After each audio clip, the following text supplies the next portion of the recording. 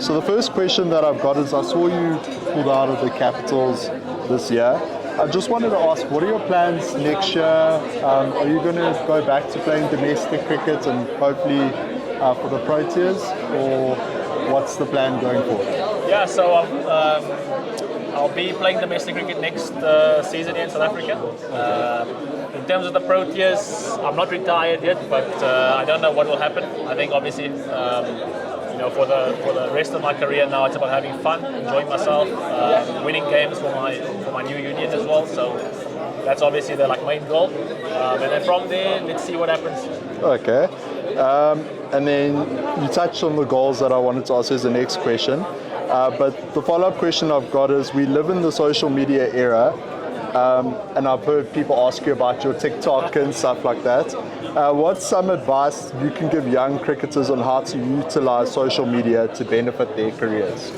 I think firstly, don't be afraid. I think the sort of biggest stumbling block or hurdle or sort of thing that I've heard from a lot of guys is that they're very scared about the feedback. I just have the opinion that whatever you do in life, people are always going to be divided. Some people will enjoy what you do, some people won't. As long as what you're trying to put out is authentic and aligns with your brand and kind of where you want to go, then I think do it. I think it's in this new era, certainly there's a lot of opportunity for not just cricketers but all athletes to kind of set themselves apart from everyone else. And there are a lot of guys with really good personalities as well, and it's a shame that we don't see more of that. And I spend time with a lot of guys in different dressing rooms where I've seen some really good characters, and it'd be nice to see them more active on social media as well. No, 100%. I mean, I can think of guys like Tony Dezorzi. Tony is one, definitely, yeah. My next question is, you were very young when you broke onto the scene.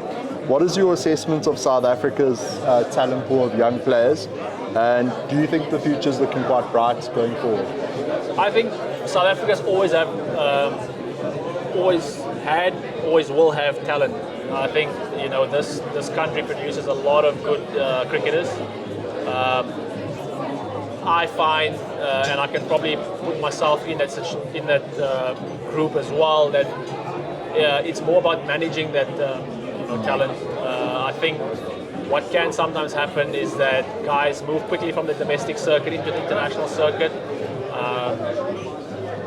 but kind of making sure that players are looked after in a sort of well-rounded manner. I think that's really important, because the actual cricket part is a small part of international cricket. I think when you're such a young person and you move into that setup, there's a lot of pressure in terms of media, eyes on you from fans and that sort of stuff. And for a lot of players, it might be something new.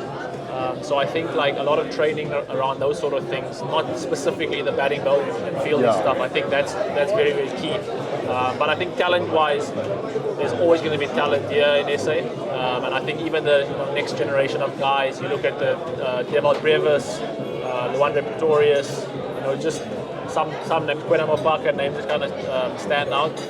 But over the next 3 to 5 years, you'll certainly see a lot more coming out. No, definitely. I think that emotional intelligence, what you're saying, is definitely a huge thing that we have to be mindful on. And then my final question is, how would you build your ultimate cricketer using South African legends of the game? So batting, bowling, fielding. How many players do I have? Oh, you can go from off the top of your head. What skill does he do? So batting, bowling. Is it all-rounder? Yeah, we'll call him the ultimate all-rounder. I think I'll go batting skill level, I'll go AB de Villiers. I think mental fortitude, I will go Hashim Amla. I think bowling skill, I will go Dale Steyn. I think competitive nature, I'll go a combination of Imran Tahir and Dale Steyn. And I think calmness, I'll go Jacques Kallis. Yeah, no, definitely the king. Thank you very much for letting me interview you. Good luck for the tournament.